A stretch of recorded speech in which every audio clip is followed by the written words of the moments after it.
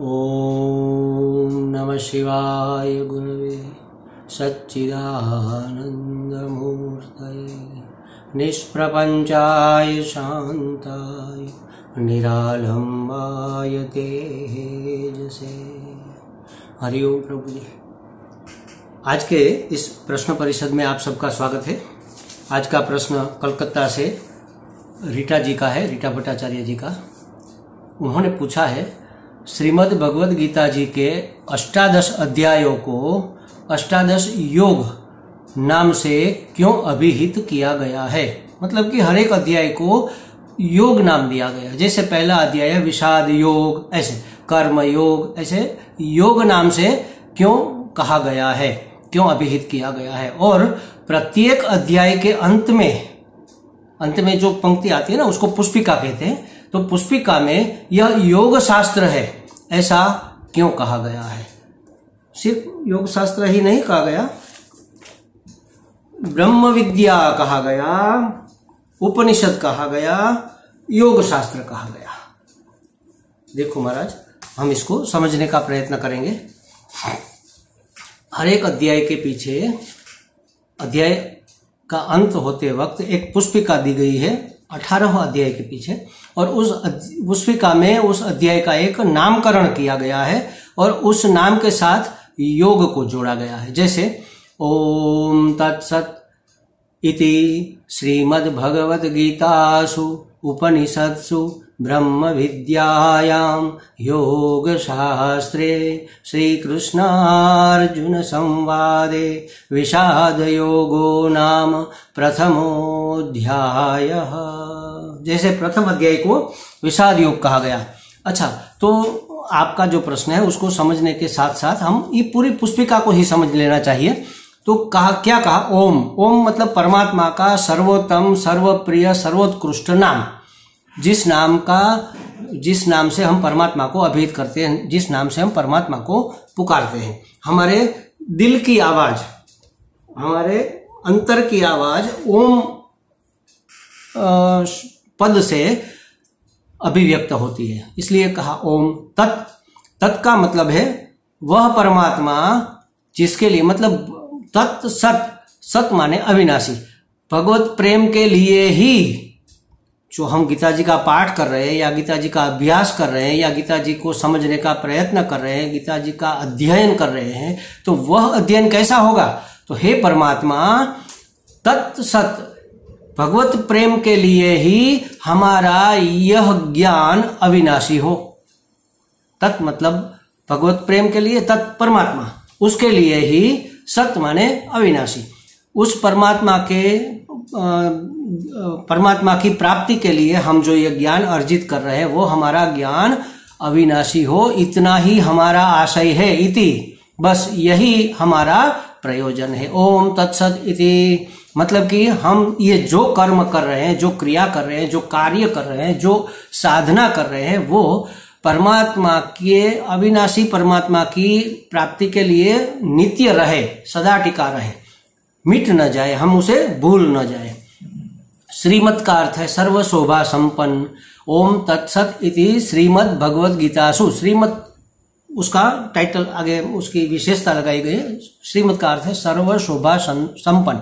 इसका सर्व शोभा मतलब क्या, षड्भग युक्त, ऐश्वर्य संपूर्ण, आधा अधूरा नहीं, सब में। हम में ऐश्वर्य तो है ही, धर्म भी है, यश भी है, सब में है, लेकिन आधा अधूरा है। भगवान में ये कितना है, संपूर्ण। संपूर्ण ऐश्वर्य, संपूर्ण धर्म, संपूर्ण यश, संपूर्ण श्री, संपूर्ण ज्ञान, संपूर्ण वैराग्य, ये षड्भग से जो सर्व शोभायमान है, ऐसे भगवान को भगवद गीता, भगवान ने जो गाया है, गीता मतलब गीत, वैसे तो भगवत गीत कहना चाहिए, लेकिन न, ये उपनिषद है, तो उपनिषद स्त्रीलिंग है, इसलिए इसको उपनिषद का ये गान है, इसलिए इसको गीता कहा। तो श्रीमद् भगवद गीतासु, इस भगवद गीता में उपनिषद में से ब्रह्म विद्यायाम, जो ब्रह्म विद्या है और जो योग शास्त्र भी है, उसके अंतर्गत श्री कृष्णार्जुन संवादे, श्री कृष्णार्जुन संवाद में जो अभिव्यक्त हो रहा है, उस विषाद योग नाम का यह प्रथम अध्याय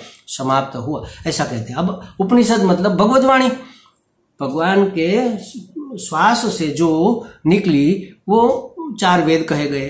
तो वेदों का ही सार होने से ये भगवत गीता भी वेद वाणी है, भगवान की वाणी है। उपनिषद का मतलब है उपदेश। वैसे तो भगवान के करीब बैठने से हमें जो लाभ मिलता है, हमारे अंदर जो परिवर्तन आता है, हमारे अंदर जो एक दिव्यता प्रकट होती है, उसको कहते हैं उपनिषद। उपनिषद उपनि और सद ये 3 शब्दों से बना हुआ है। इसकी व्याख्या करना थोड़ा लंबा हो जाएगा। मतलब ये भगवत वाणी समझ लो।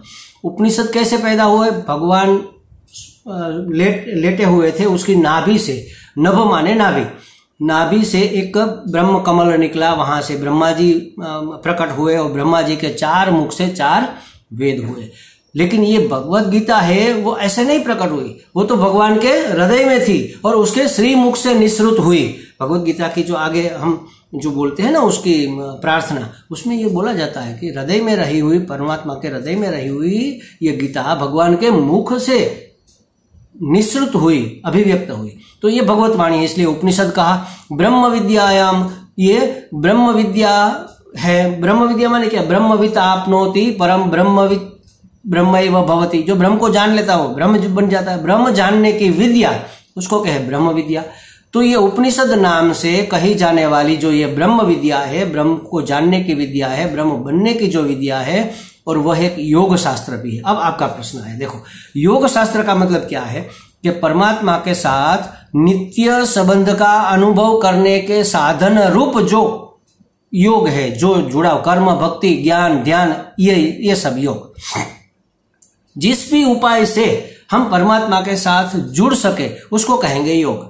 तो वैसे यहाँ पर ये अष्टांग योग या सहज ध्यान योग या ऐसे कोई योग की बात यहाँ पर नहीं कही गई है। यहाँ तो ये कहा कि तुम्हारे जीवन के हर एक पहलू को आप योग बना सकते हो। कैसे? जैसे समझो ये पहला अध्याय है कृष्णार्जुन संवाद, कृष्ण के और अर्जुन के संवाद के रूप में, सम्यकवाद के रूप में विषाद योग कहा। तो विषाद को यहाँ योग बना दिया। विषाद को द्वार बनाकर आप भगवान के साथ जुड़ जाओ। विषाद तो हम सबको भी होता है, हमें भी विषाद हो, आपको भी, सबको विषाद होता है। हम क्यों उसको योग नहीं बना सकते? क्यों? क्योंकि हम टेक इट ग्रांटेड, हम उसको परिपक्व नहीं होने देते, आधा अधूरा वहां से वापस मुड़ जाते। विषाद इतना होना चाहिए कि इसके आगे कुछ रहे ही नहीं। देखो महाराज अर्जुन जैसा अर्जुन, ऐसा वीर योद्धा, सर्वगुण संपन्न, 32 लक्षण वाला और नित्य युवान नर, नारायण भगवान है और नर का स्वरूप है जो अर्जुन, मतलब भगवान का ही एक प्राकट्य है। ऐसा अर्जुन इतना विषादग्रस्त हो गया कि वो खड़ा भी नहीं रह सकता, अपने पांव पर कांपने लगा, बैठ गया नहीं, वो फिसल कर गिर पड़ा, समझ लो फिसल गया। कहां पर? रथ के पिछवाड़े के भाग में, पीछे के हिस्से में जहां बैठने का स्थान होता है वहां पर। उसके हाथ में ये धनुष बाण पकड़ने की ताकत नहीं रही, उसके हाथ कांपने लगे, उसके रोए खड़े हो गए, पसीना पसीना हो गया, उसका मुंह सूखने लगा महाराज, गला सूखने लगा, आंखों में अंधेरा छाने लगा, उसको चक्कर आने लगे।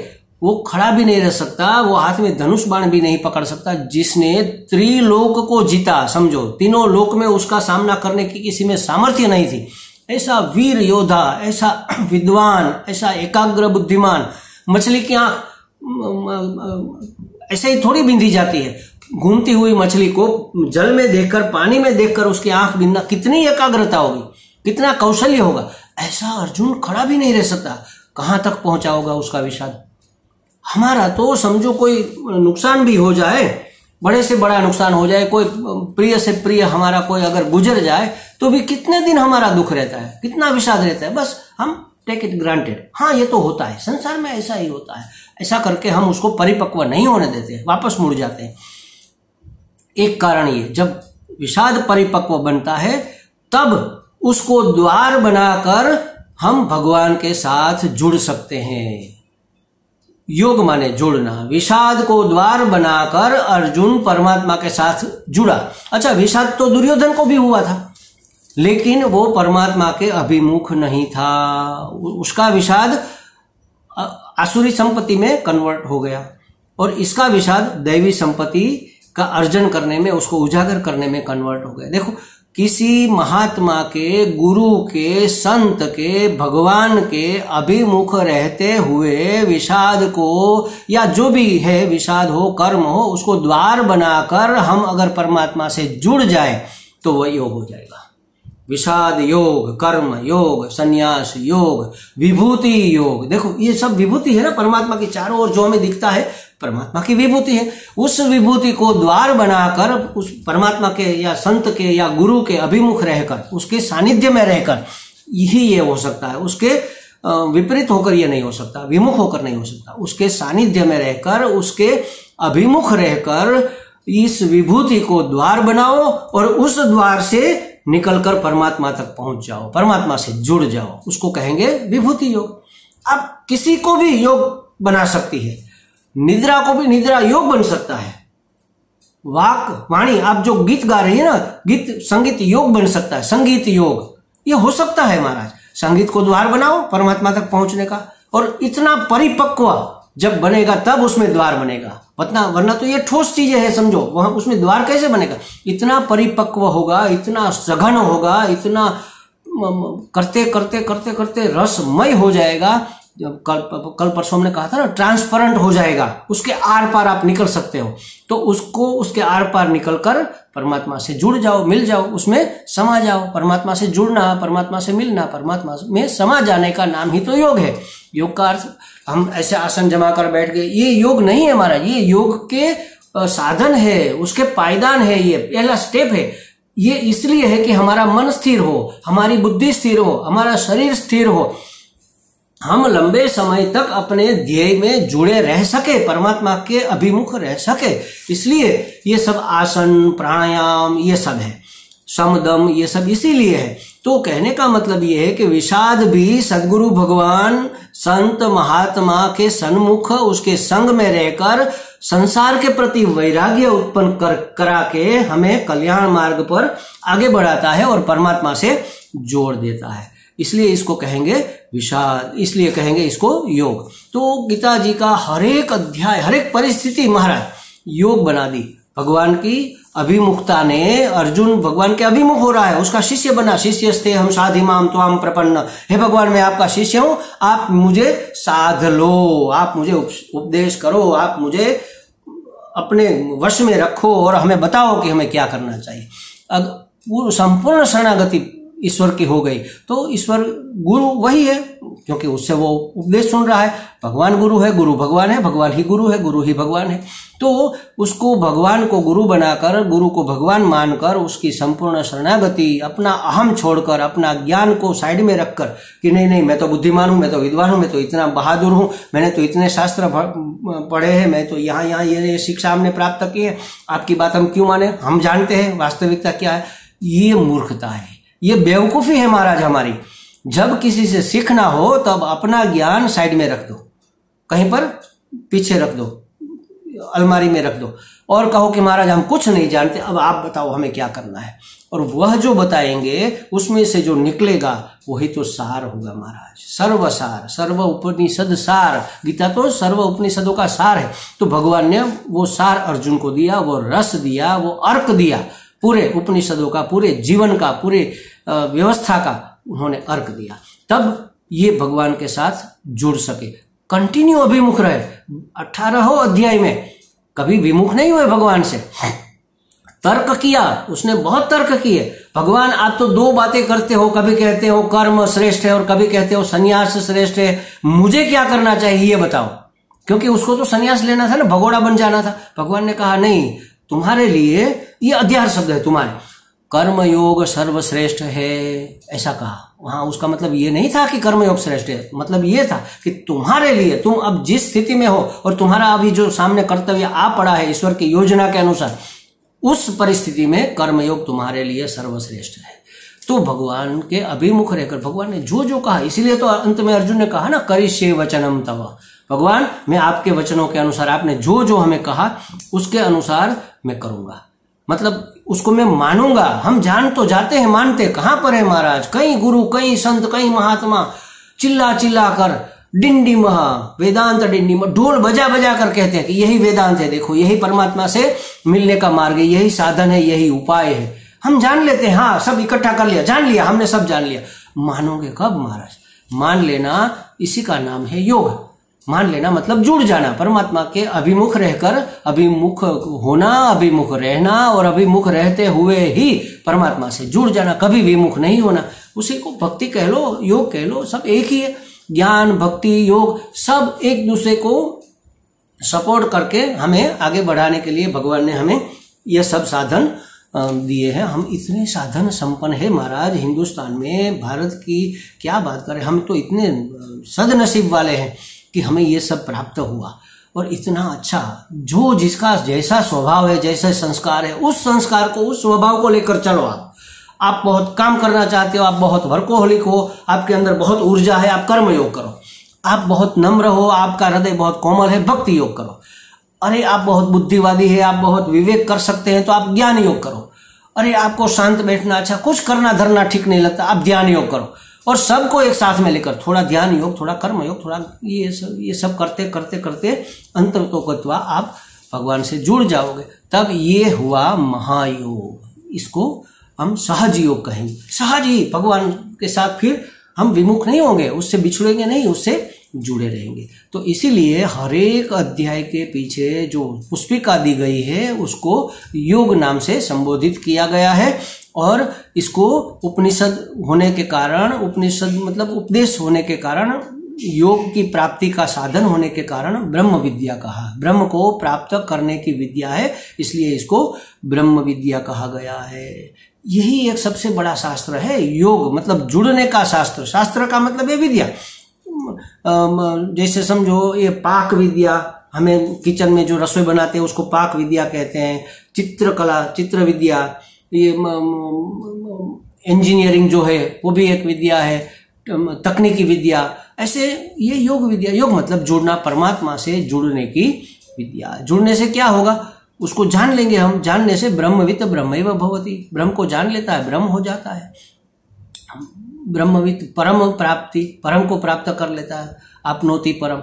तो इसीलिए इसको योग भी कहा, योग शास्त्र भी कहा, ब्रह्म विद्या भी कहा, उपनिषद तो है ही है। तो इसीलिए हर एक चीज को हम योग बना सकते हैं। ये भगवान का कहना है कि जीवन में जो भी घटना घटे, जो भी तुम कर रहे हो, जो भी तुम करना चाहते हो, उसको योग बनाकर, उसको द्वार बनाकर परमात्मा तक पहुंचो। महाराज हमने पढ़ा था पहले, हम ओशो को बहुत पढ़ते थे उस समय में, 112 प्रकार की ध्यान विधि उसने बताई थी महाराज। हर एक चीज में आप ध्यान कर सकते हो। आप संतरा छील रहे हो, उसमें ध्यान करो।